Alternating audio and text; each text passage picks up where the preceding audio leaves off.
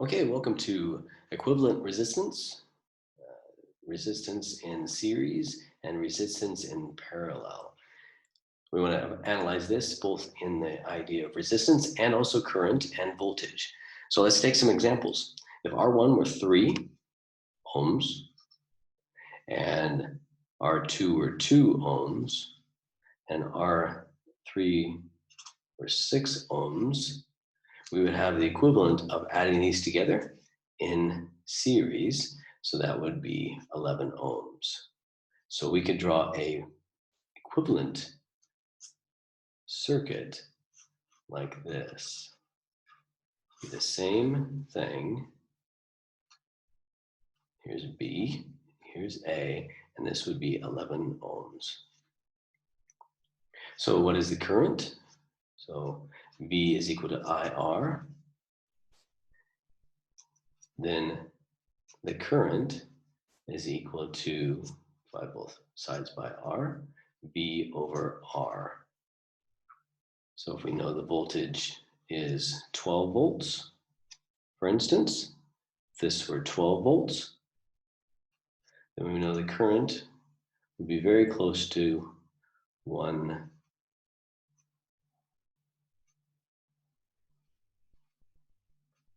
ampere. About. Okay. In a parallel circuit, we have, if this R1 were 3 ohms, R2 is 2 ohms, R3 6 ohms, we have the equivalent in this case would be 1 over the equivalent is equal to 1 over 3 plus 1 over 2 plus 1 over 6. Combining fractions, this is 2 6, 3 6, 1 6 makes 6 6, which is 1. That would give you equivalent resistance of 1 ohm. Now look at this. Before we had 3 plus 2 plus 6 is 11 ohms, but in parallel, the resistance goes down. We had 3 ohm, 2 ohm, 6 ohm, and now it's the whole equivalent resistance is only 1 ohm. So how much current would go through there if we had 12 volts crossed here, equivalent A to B, and this is only 1 ohm. The voltage in this case, the current in this case, being voltage over resistance, is equivalent to 12 volts over 1 ohm, which is 12 amps.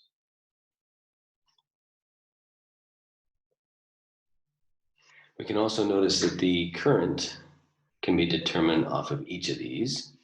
If I know the voltage across here of 12, so from here to here, it's 12 volts, and I know this resistance, I can find the current in this specific branch.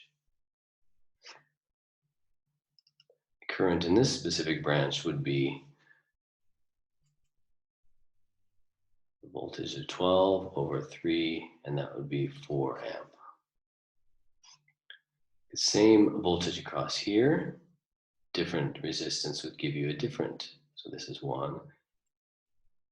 2 would be 12 divided by 2 is 6 amp.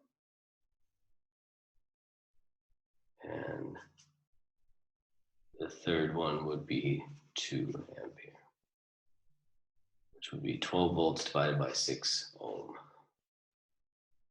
One additional calculation that can be made is the voltage drop across R1, across R2, across R3.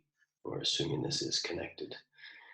So from here to here, there is a resistance we know, and we know the current coming through.